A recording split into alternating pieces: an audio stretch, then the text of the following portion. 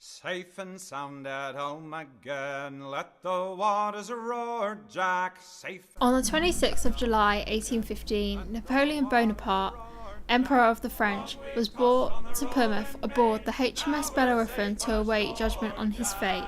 Thousands rode onto the Sound to try and catch a glimpse of the man who had set Europe on fire. This is a story of his final capture and his time aboard the Bellerophon, and through the eyes of contemporaries. Napoleon emerged from the chaos of the French Revolution and forged the first French Empire through fire and blood. His armies held sway over much of the continent, and their victories brought the ideas of revolution with them. However, his empire was not to last. The Battle of Waterloo in 1815 saw his final defeat. From the port of Rochefort, he attempted to flee the continent to the United States of America. Lying between Napoleon and his escape was the HMS Bellerophon, the 74 gunship of the line, who was named after the Greek hero who tamed the flying horse, Pegasus. The sailors struggled to pronounce the name, so they just called her the Billy Ruffian.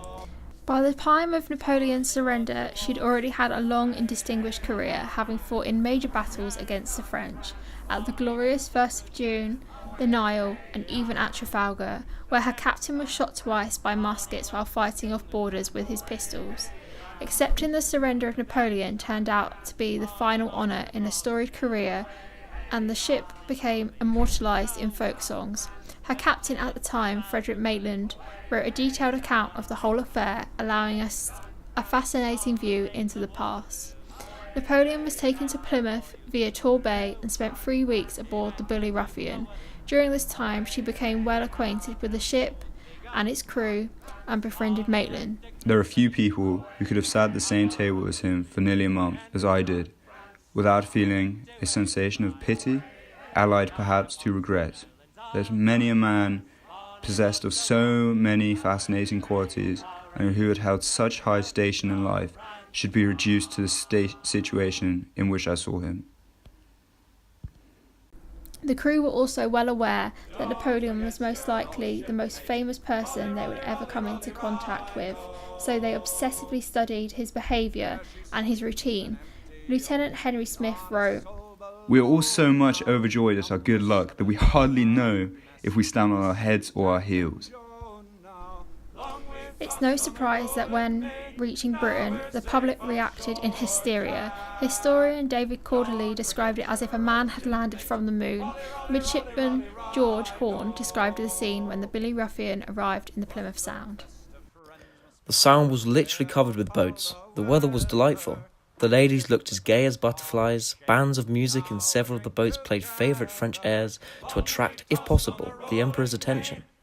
The newspapers even reported that a large portion of the spectators not only took their hats off, but cheered him, apparently with the view of soothing his fallen fortunes. On the 30th of July 1815, it was claimed there were 8,000 of these Napoleon spotters out on the Sound.